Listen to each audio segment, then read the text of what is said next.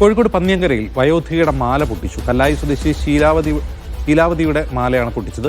മോഷ്ടിച്ച സ്കൂട്ടറുമായി എത്തിയാണ് അക്രമി മാല കവർന്നത്. ഞാൻ പന്നിയങ്കരയിൽ കൂടി സാധനം വാങ്ങി വരുമ്പോൾ പത്മാലയത്തിൻ്റെ അവിടെ വെച്ചിട്ട് ഒരുത്തം ബൈക്കിൽ വന്നിട്ട് മാല തട്ടിപ്പറിച്ച് 2 കൈ കൊണ്ടും പിടിച്ച് വലിച്ച് ഇതിൻ്റെ കയ്യിൽ ഇരിക്കട്ടെ എന്ന് അവൻ പറഞ്ഞു. ബൈക്കിലാണ് വന്നത്. ചുവന്ന ടീഷർട്ടും കറുത്ത പാൻറ്റും പിന്നെ ഹെൽമെറ്റ് മുഖം മൂടിയിട്ടുണ്ടായിരുന്നു.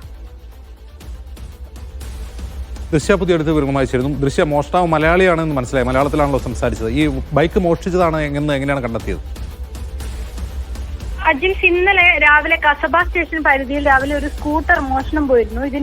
ഇതിന്റെ ഭാഗമായി പോലീസ് അന്വേഷണത്തിലായിരുന്നു. ഇതിന്റെ CCTV ദൃശ്യങ്ങൾ പരിശോധിച്ചപ്പോഴാണ് ഇത്തരത്തിൽ ഒരു ചുവന്ന വസ്ത്രം ശ്രദ്ധയിൽപ്പെടുന്നത്.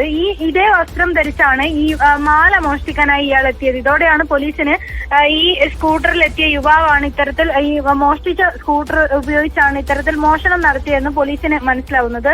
ഈ മോഷണം നടക്കുന്ന സമയത്ത് ഇയാൾ മറ്റൊരു വസ്ത്രമായിരുന്നു ധരിച്ചിരുന്നത്. ശേഷം ഈ സ്കൂട്ടറുമായി ചുറ്റിക്കറങ്ങി പിന്നീട് ഇവിടെ വെച്ച് വസ്ത്രം മാറി പന്നിയങ്കരയിൽ വെച്ച് മാല മോഷ്ടിക്കുകയായിരുന്നു. ഇന്നലെ വൈകിട്ട് 6 മണിയോടെയാണ് ഈ പന്നിയങ്കരയിൽ ഈ മോഷ്ടിച്ച സ്കൂട്ടറിലെത്തിയ യുവാവ് ഈ ശീലാവതിയുടെ മാല കഴുത്തിൽ നിന്ന് പിടിച്ചു പറിച്ചു കൊണ്ടുപോകുന്നത്. ഈ പറഞ്ഞതുപോലെ ഈ മാല കയ്യിലിരിക്കട്ടെ എന്ന് പറഞ്ഞാണ് ഈ മാല മോഷ്ടിച്ചത് എന്നാണ് ഇവർ പറയുന്നത്.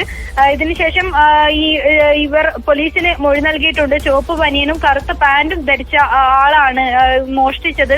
ഹെൽമെറ്റ് ധരിച്ചിരുന്നതിനാൽ ആളെ തിരിച്ചറിയാൻ സാധിച്ചിട്ടില്ല. പന്നിയങ്കര പോലീസിൽ പരാതി നൽകിയിട്ടുമുണ്ട്. പന്നിയങ്കര പോലീസ് ഇപ്പോൾ ഈ കേസെടുത്ത് അന്വേഷണം ആരംഭിച്ചിട്ടുണ്ട്. അജിൻ.